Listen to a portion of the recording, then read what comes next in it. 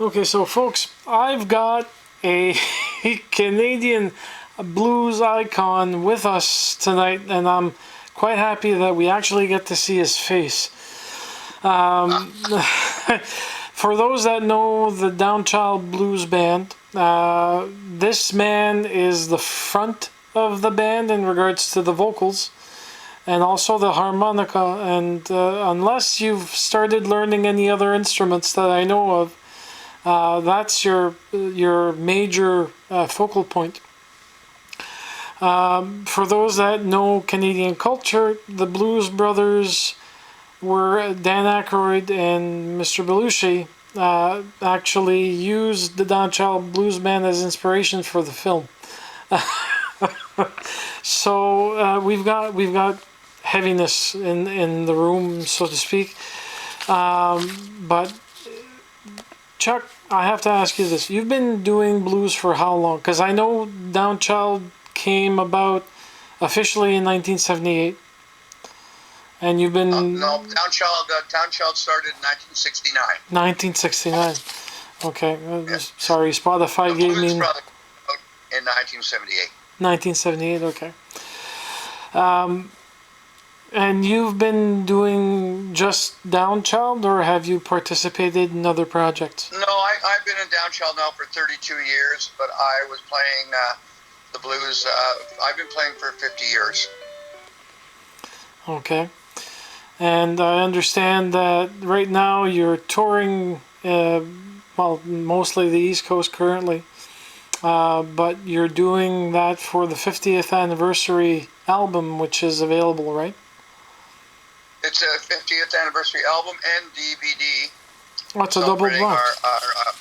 Our anniversary, which we had in 2019, and we had special guests Dan Aykroyd and Paul Schaefer and David Wilcox on the bill, and a whole cast of others. And we're having a great time. We've just finished touring Nova Scotia. Now we're in PEI, and then we're heading to New Brunswick, and we've got about 5 more dates left, and then we'll head back to Ontario and then work our way west.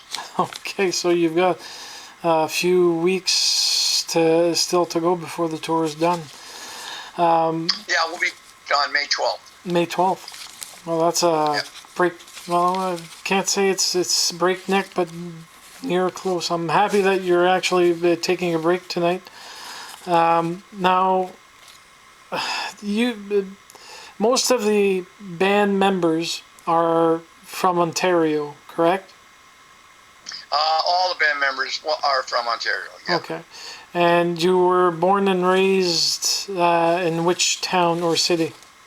I was born in a little town called Port Credit, which is part of Mississauga. Okay. I've written a lot of songs about Mississippi, and I wrote a song on our last album called Mississippi Woman, Mississauga Man, which is all about what would happen if a guy like me from Mississauga met a girl from Mississippi. And has that happened actually? Yeah, it's happened. I've met girls from Mississippi over the years. But funny thing is that a lot of people ask me, Chuck, where'd you learn how to play the blues? And I jokingly say, in the Mississauga Delta, in the South Side, Fort Credit. Which brings about the next question. How did you manage to learn harmonica? I actually was raised by my grandparents, and my grandfather played the spoons, and he was a square dance caller on a TV show in Hamilton, out of Hamilton, Ontario. It was much like Country Hoedown and like Tommy Hunter show, and they would tape in the afternoon, and then all the musicians would come back to our house and have a party with a couple of cases of 50, and sit around and jam fiddles and guitars and other stuff. And one of the guys gave me a harmonica, so I was probably about 7 or 8 years old. And you've been improving since, because I've listened today while I was at home doing my work. I actually put on pretty much every single album that Downchild has available on Spotify, and I started listening from the way back when. I remember actually stumbling upon Downchild when I was listening to the 25th anniversary Stony Plain record, which actually had one of your songs that still reverberates. And then I started listening to the increase in technology being used in regards to the musical stylings. The second album had a lot more electronic guitar or electric guitar with a lot more vibe distortion. But then we started getting cleaner and more refined and more oomph, if we can use that term, because that's one thing I have to say. You've got one of the best blues voices that I've heard across Canada in regards to blues musicians that can sing. Your voice is so, how can I put it? We can hear it from a mile away, but when we're listening to it on a record or during a live event, Chuck Jackson is just out of this world. A Cup of Joe was the one album that I actually kept on listening to the point that I had to get another copy because I actually burned it. But for those that don't know this, go and check it out on Spotify. A Cup of Joe. Chuck Jackson. It's a tribute to a big influence of mine and of Downchild's, Big Joe Turner. Yeah. Who, of course, penned Flip Flop and Fly and so many other great tunes, Shake, Rattle, and Roll. Shake, Rattle, and Roll, I remember that well. Now, throughout the years that you've been playing, is there any other influences that actually pushed you in improving or building up your blues?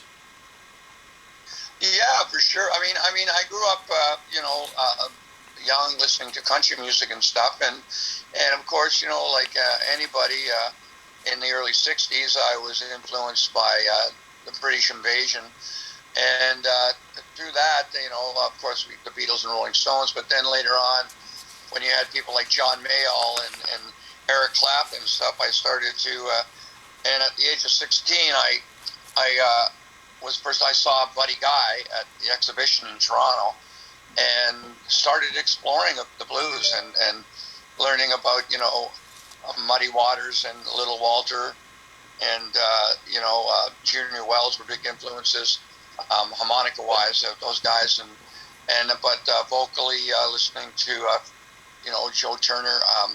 I was also very much influenced by some of the great R&B singers like Wilson Pickett and Otis Redding. Listening to that, and also a lot of harmonica too, like one of the great country harmonica players, Charlie McCoy. So my musical tastes in the early years were quite eclectic, but fell in love with the blues and started just playing. And of course, at the time I wasn't in Downchild. My two favorite Toronto blues bands were Downchild and Whiskey Howl. And, of course, Dutch Mason from out here was a big influence on me. Oh, and good old Dutch. Just been carrying it on, for 52 years now. Well, 52 years is a heck of a career in regards to what you're doing. And of course, Johnny Walsh, Mr. Downchild, the leader of the band, has been one of the great Canadian and world harp players, has been a big influence on me playing harp and as a singer. And Hawk Walsh, and Tony Flame, who were original singers with the band. Okay. But I've been singing with the band now for 32 years. Okay. Now, how would you say that the tour's going so far? We've been really, really happy. I mean, we were supposed to start this tour in 2020. Yeah. And with the pandemic, was postponed and then postponed again. And after 4 different postponements, we finally got to play this year. And the shows have been great. The fans have been more enthusiastic, and it's just been great to see a lot of our fans. And with Downchild, being together for now 52 years, with a lot of different we have parents bringing their children and their children bringing their children. So, or parents bringing their grandchildren. It's quite gratifying to see these young kids getting into the blues. It is. It truly is, and I'm happy to see that the younger generations, younger than me, are actually getting involved in listening to blues or getting into playing the blues in various stylings. The blues is it's a live gravestone marker in regards to the actual styles that we have, because there's a whole bunch of blues styles that have come out, but Downchild stands out due to the fact that you just have more than just keyboards, guitars, harp. You also have horns, which actually kind of elevate everything together into a bigger bombastic styling. Now that it's going well, but during the pandemic, what did you manage to do to stay sane? Well, wrote a lot of songs. Wrote some new songs, and we have some new projects on the go. I actually myself had some health problems. I went through some cancer, but things seem to be okay now. And so if it was going to happen, it happened at a time when, I didn't put Downchild out of work or a lot of other musicians out of work. So, but that was a hard journey, and it was basically a year that I had to take off. And also too, like during the pandemic, although Downchild couldn't tour, we did 3 gigs last year. Mm-hmm. In 2021. We played 2 in Quebec and 1 at my festival, Tim Hortons Southside Shuffle, which I run in Mississauga. We're going now into our 24th year. Nice. But also too, all the guys in the band play with other musicians, and I do a lot of guesting at bars as a guest singer with bands. The newest member of the band, Tyler Urema and Jim Casson, Tyler and I do a lot of duo work. We played during the last summer, a lot of backyard parties for people with just me and harmonica and piano. Tyler and I would joke that, maybe if we play enough backyard parties, we'll be good enough to play a front yard party, getting the big time. But we're just happy right now to be back with Downchild. I mean, that's our love. That's what we've been doing for so many years, and playing for the crowd, and getting back to playing the tunes that we love. And this tour is interesting because, we're doing the hits, we're doing Flip, we're doing Almost, we're doing Shotgun, but we're also taking songs from our last, 20 CDs, vinyl, 8 tracks, all the stuff we did over the years, and playing a little bit from everything. So it's kind of a best of Downchild tour. Well, that's pretty much a quick interview, but it hit all the points. I don't have to question you more. The last question I have, the 2 questions actually, what would be your favorite hobby? Well, I'm a major sports fan. Okay. And Maple Leaf and Toronto, the Raptors Uh-huh. and Blue Jays, and I'm getting up in age there. Me and my wife spend a lot of time in our garden and backyard and bird watching, and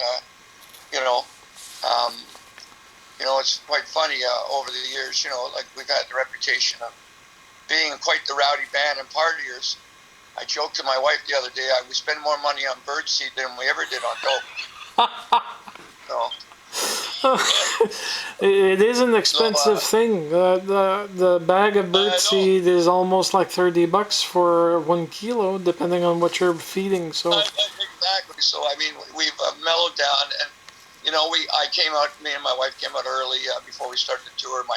My son and daughter-in-law and my granddaughter live in Musquodoboit Harbor in Nova Scotia.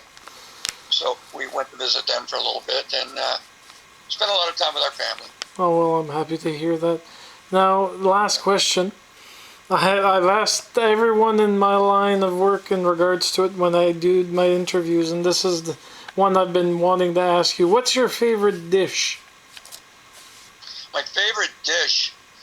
Oh my goodness. Well, I'll tell you something. Since I've been out here, I've probably had seafood chowder in every city we've come to so far. I love seafood, and my wife and I love to cook. So, especially in the summertime, we spend a lot of time barbecuing and exploring different dishes. But I must say, I'm a seafood fanatic, and because I'm Italian Irish, I like my pasta too. Well, there we go, folks. Chuck Jackson with our interview for Cigar and Whiskey. Your show at Moncton's at 8 p.m. at the Capitol Theatre, right? That's right, and we have an opening act, Jenny Tai, who is just a great young piano player that's been touring us on the whole trip. Okay. And, we're going to be doing Fredericton, and, we're going to be doing a couple other gigs in New Brunswick. We're going to be joined by Matt Minglewood on a couple of them. Oh, Fredericton and Moncton will have, Fredericton and St. John will have Matt Minglewood with us, but Jenny will be with us on all the dates. Well, there you go, folks. If you want to know more about the tour, you can visit their official website, which is, don't have the website with Downchild.com. Downchild.com. There we go, folks. Thank you so much, Chuck, for taking this time out. This is much appreciated. My pleasure. Have a nice one. You're very, very welcome. You take care.